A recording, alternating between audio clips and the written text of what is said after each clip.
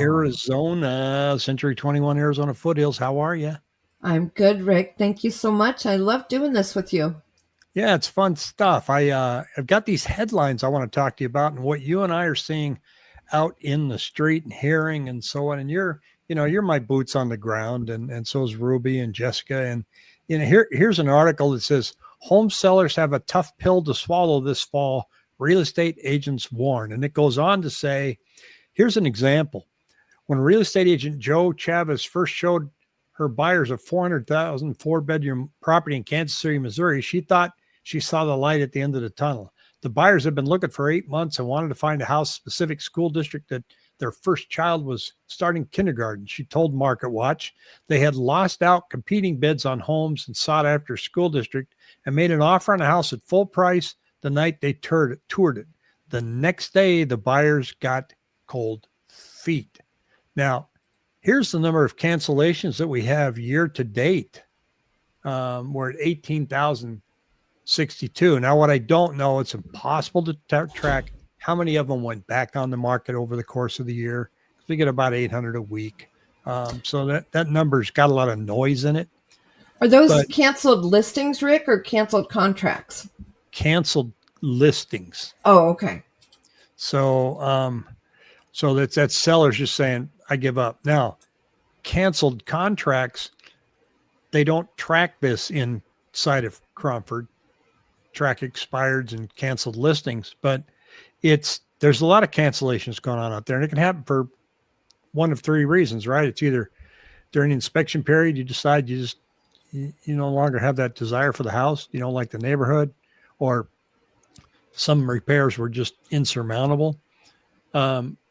Financing, got a problem with financing, or just cold feet, or appraisal. Yeah, as I rolled that into financing. So yeah. So I think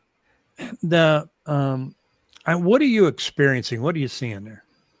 As far as expired listings or expired canceled contracts? Out, when sure, a transaction gets canceled, is that more from the buyer side, or is it more from the seller side, or is it kind of a disagreement in the middle?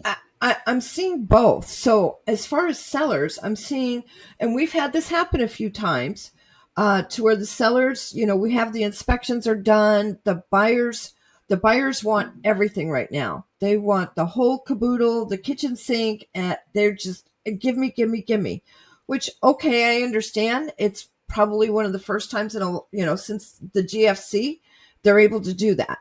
So, and their agents let them know, hey, we're going to ask for this and this and get concessions.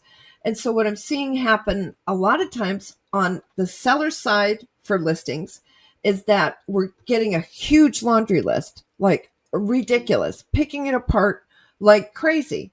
And so normally when you're representing a buyer and they're doing their inspection on a resale property, you inform them, look, you're not buying a brand new house. We want to look at the important things: electrical, heating, cooling, plumbing, the roof, things like that. I don't know if we're buffering on your side. Did we buffer on your side or just mine? Oh, I don't know. We'll just plug forward. Okay. Anyways, but what I'm seeing right now, where we used to get realistic requests, sometimes they're so far unrealistic. And so we're not having a meeting of the minds between the buyer and the seller on the repairs. But what I've also seen happen, and we've had it happen with a few clients, where the seller is adamant, no, I gave them all this stuff, I'm not agreeing to that.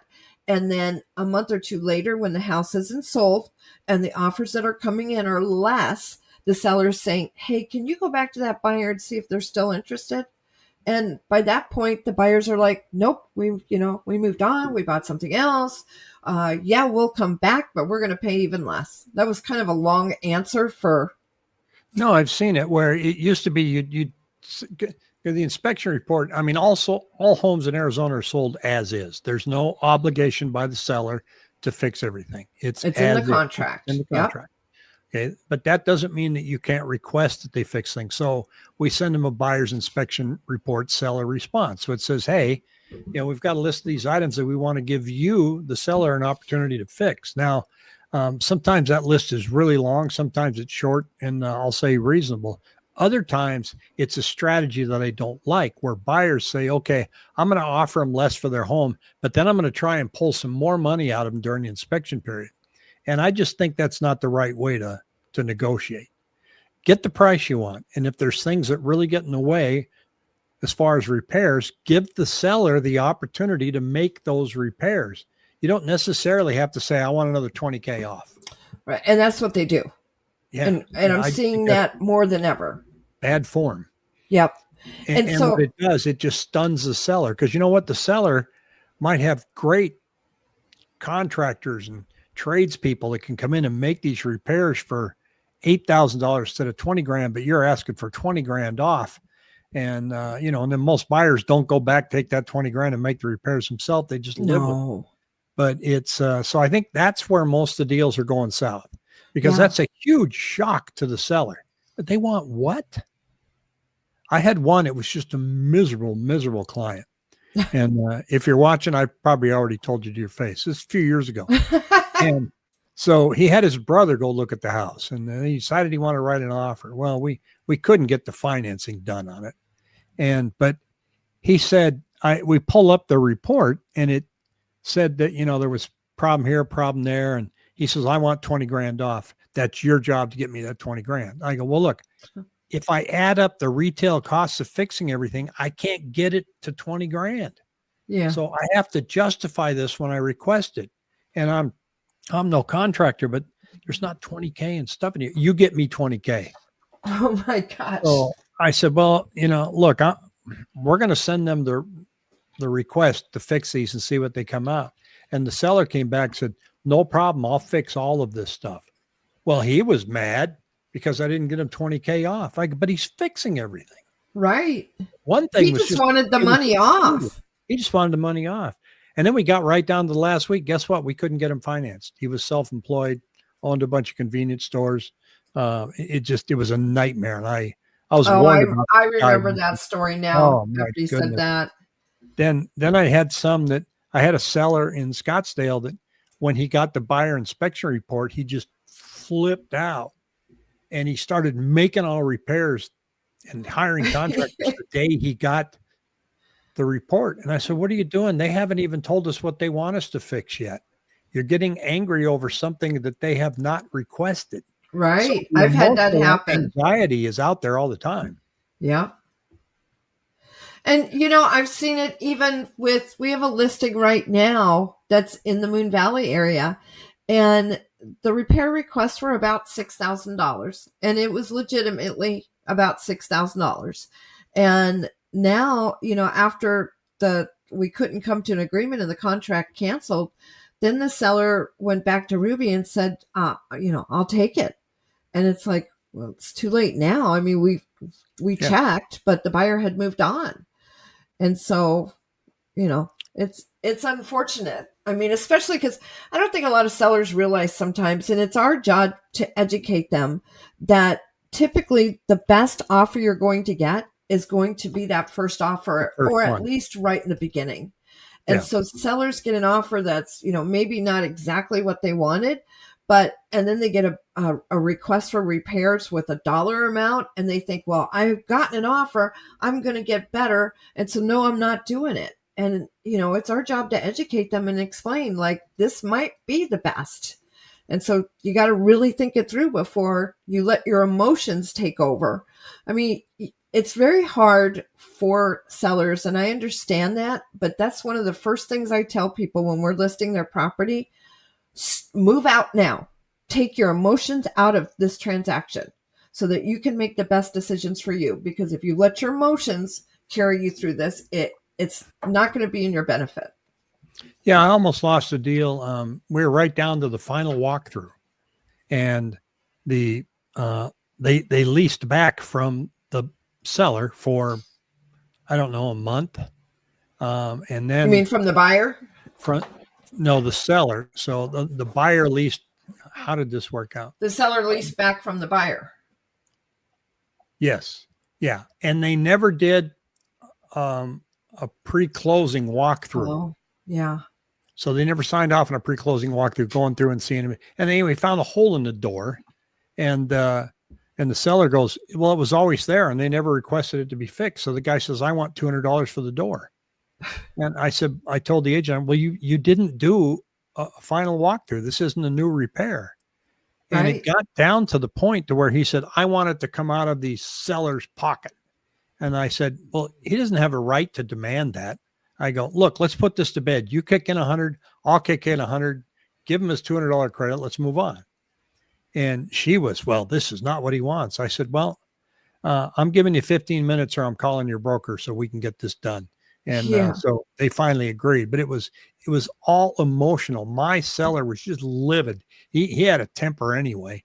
And then Yeah. the buyer just, and he keep my, this was a buyer that wrote this rosy letter about the neighborhood and their kids, Yeah. and they can see them playing in the backyard, how sweet it would be to live here. And then when it comes to actually going through the process, you know, the knives came out.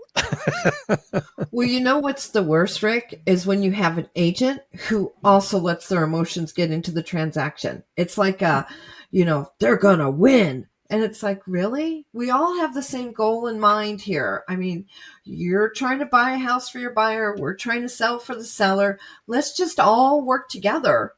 And there, I see so many deals fall apart because you get an agent with an ego, which is really sad because that is like the worst representation for their client. But I've had a many where the agent is actually the issue. Yeah, they're trying to come across as too tough, and that's where it's really important to establish a relationship with that agent right from the get go, and especially if you got a listing. Now, we're going to be open to repair, so let's make sure we go over this list thoroughly when we get it. And so I think I had one where they requested that the bathtub didn't have a mechanical stopper to it. You lift the handle up and it fills the tub, right? Yeah. And they wanted that repaired. I said, that's not a repair, that's a modification. And he goes, well, she's got a young child and she wants to give it a bath. I go, okay, I'll spend 19 cents on the stopper. Oh my gosh. That's all I had to do. The front porch light doesn't work. It's on a photo sensor. It works at night. Or change the light bulb. Change the light bulb. Yeah, I did. There was somebody, this light doesn't work. I'd change the light bulb. Well, she's a single mom and her dad wants everything on the list fixed. And so I spent an afternoon up there just fixing everything. I replaced the ceiling fan because it was noisy. And I got the 19-cent stopper for the bathtub. I put in a new light bulb on the deck. But this was one where they just asked for everything. And it was driven by her father, not her. Oh, yeah. And I've had that before. Have you had the ones where you've got a home that maybe was built in the 1980s, can be in fabulous condition, updated nicely, everything's done, it's beautiful. They do the inspection and you have a whole bunch of things that are not to code because the code now, but it wasn't the code when the home was built. And it's like, I've run into that so many times. And I've had agents be belligerent, like, well, there's not a smoke detector in every single room. Well, that wasn't the code when the house was built. Well, there's not a GFCI in every single room. Well, that wasn't the code when the house was built. And it's like, I remembered that because you talked about the modifications. And it's like, yeah, that's not a repair. That's a modification because it wasn't of code at that time. And I've had that happen numerous times. To keep in the back of your mind when you're filling out an inspection report is the difference between a repair and an improvement. Exactly. And, and so I look at them and go, that's great, but you're asking me to improve that flooring. The floor is not broke, so it really boils down to that conversation with the buyer ahead of time going, look, we got this list. Let me tell you what I think now that you've had time to review it and I've had time to review it. Here's what I would ask for. Here's what I think you could handle on your own. We don't want to scare this seller off, but we also want to make sure that you get what you're looking for, but we need to be reasonable. And when the disconnect between buyers and sellers is as far apart as it is right now, that's why we have all these canceled listings. Yeah. It's like, they're not going to cooperate. I'm out. Now, when they get to that point, you've already paid for your inspection, $650. You've already put down your earnest money. You'll get your earnest money back if you back out within the 10 days. But, hopefully you haven't paid for an appraisal yet. So you're walking away with, $650 when you cancel that contract. The problem with the sellers is once future buyers see that it was under contract and now it's canceled and back on market, it's got a stain on it. Yeah. And so they're going, well, Stigmatized. I'm not going to give them their asking price. So it is stigmatized. So it's tough. So it's getting a little bit easier now. You were saying earlier that meeting with sellers, they're a lot more realistic today than they were on pricing just a few months ago. Yeah, absolutely. So we went on 6 listing appointments in the last week. And every single one of the sellers I met with, every single one of them was realistic. And some of them, so 4 of the appointments were corporate relocations. So they have to move. There's just nothing to it. They could rent the house if they want to. And I've instructed people, if you don't want to sell right now because you're going to be at a loss, rent it for a year or two. And most of them are like, no, but if they rent it with the corporate relo, the benefits usually only last for a certain period of time. And some corporate reloads, they'll give you a flat fee. I see anywhere from like 10,000 to 25,000. But then there's some corporate reloads where I interviewed with one that they were giving 7% for agents. So offering even higher than the 6% normal. And then they'll cover all closing costs that are customary. And so some of these are good. And if they rent it, then they don't get those benefits. And with those corporate reloads, I also have to remind people, like, you're saving 8% right here. Sorry, I just knocking everything off. But every single seller I met with, and a few of them were upside down or didn't have much equity because they had bought in less than 5 years from now. So I met with one that was it was a VA. They had purchased it, and I believe 467. They rolled in the VA funding fee, so it was 473. And I explained to them, I'm like, because the worst thing you can do right now is overprice a property. A lot of people have the mentality that they think, well, I got to leave room for negotiation. Not in this market. You want to price right at market or just barely below. Because if you price it appropriately, if you don't and you have to chase the market down, you typically end up getting less for that home when it sells than you would have gotten if you had priced it appropriately in the first place. So this one VA one, by the time they rolled in the VA funding fee, they were at like 473, and we're listing at 420, unfortunately. But they only bought the house 2 years ago. So now the one thing is they're getting like basically 8% of their closing costs covered. So that's good. But and sometimes reload companies give you a some protection too if you're transferred under a certain amount of time. I know I had that 20,000. It said, it's to keep me from losing my shirt, because I had 4 or 5 corporate relocations. Oh, and, did you? Yeah. So they covered everything, all the clothes. I'll never forget. I was in Albany, New York, and I didn't like the way we had to do business in New York. You had to pay your taxes ahead of time, a year. Really? And you sit down For at a your table. home? Yeah. So Huh. you've got your lawyer next to you. They have their lawyer, and the sellers are sitting across the table, and they were just the most timid older couple, just looking at us like this, like they're just afraid, oh, I hope this doesn't go south. And the lawyers, they just look at the paper and go, okay, yeah, sign here. And so they give me the settlement statement, and it was a corporate relocation. So they're paying for everything. They're paying all the fees. And so I look at it and I go, there's a $2,500 fee on here. I said that is going to be paid for by corporate.